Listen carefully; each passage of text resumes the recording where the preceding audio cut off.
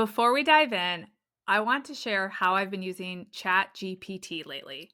It's been a lifesaver when it comes to meals for those evenings when Mike and I are both driving all over town to get the girls to and from their sports practices.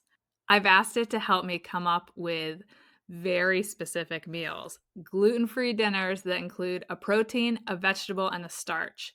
Things that I can prep ahead so we can eat them quickly once we get back home or even in the car when we have the late practices. And it's given me some really solid solutions, especially some yummy, easy bowls that I can make and take on the go. I've also used it to help me with those what do I do with all these random ingredients that I have in my fridge moments.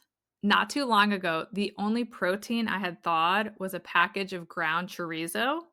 And normally I only use that as part of my breakfast, but I asked ChatGPT for ideas and ended up making a chorizo pasta. I'm going to be honest, I was skeptical, and my Italian husband definitely wasn't thrilled when I told him what I was up to, but we all ended up really loving it. So, if you are ever feeling stuck on meal ideas or unsure what to make with the random things you have left in your refrigerator, I want to encourage you to give ChatGPT a try. Okay, on to today's episode. Today, we're digging into a topic I get asked about all the time: pacifiers and sleep training.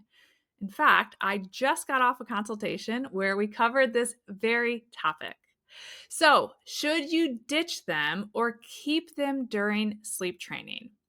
If your baby or toddler uses a pacifier and you're preparing to sleep train, this episode is for you. Hi, I'm Allison Egidi, a pediatric sleep and wellness coach and a mom of two. I love to help parents find solutions. This is How Long Till Bedtime.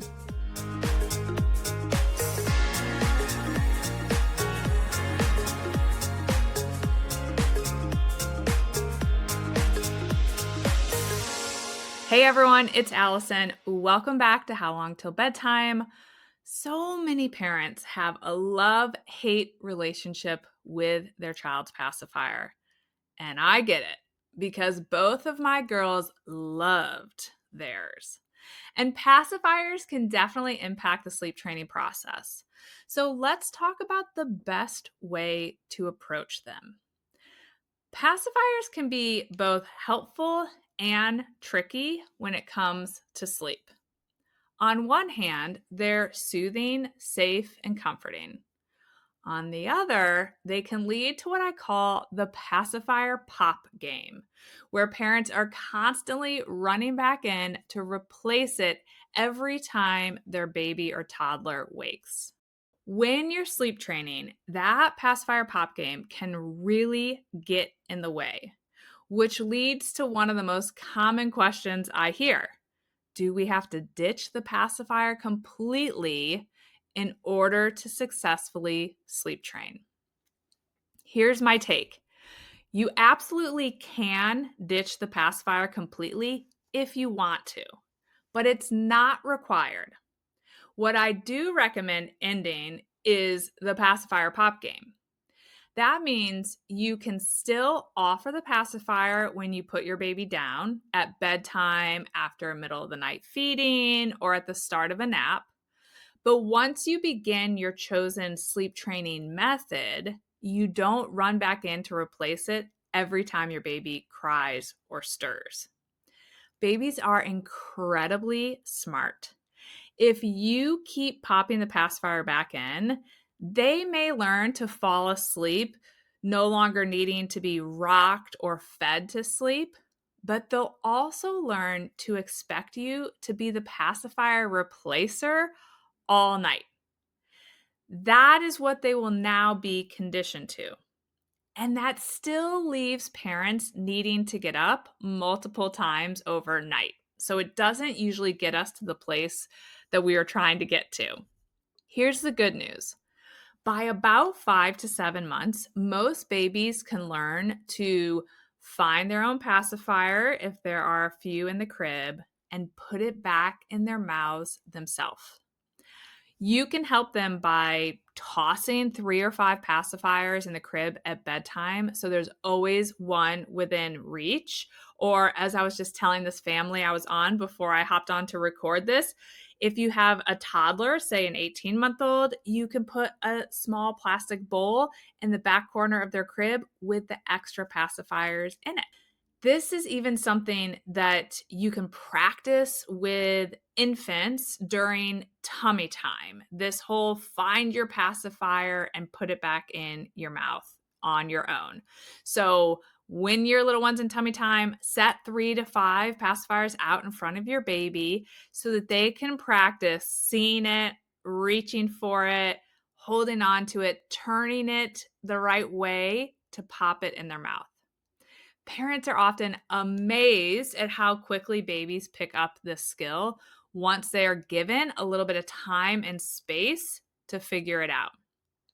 And once they know how to do that, those middle of the night wakings can be very easily supported with the pacifier, but not needing a parent to come in.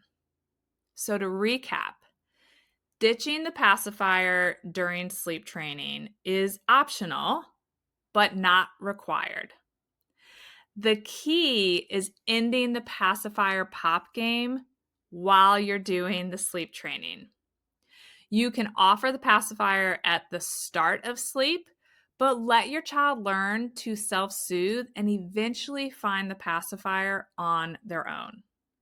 So with a few tweaks, pacifiers can support, not sabotage, healthy, independent sleep. And if you're listening to this thinking, great, but when should we ditch the pacifier altogether? I've got you covered, because back in episode 20, Breaking Up with the Pacifier, I walk you through how and when to take that step. So definitely go back and check out that episode. Thanks for tuning in today. If you found this episode helpful, share it with a friend who has a pacifier-loving little one. And don't forget to subscribe so you never miss a sleep solution that makes your life easier. Rating and reviewing the podcast is also one of the very best ways you can support the show, and it truly helps me keep creating these free resources for all of you. I'll see you back here next week. Bye for now. Thank you for listening to How Long Till Bedtime.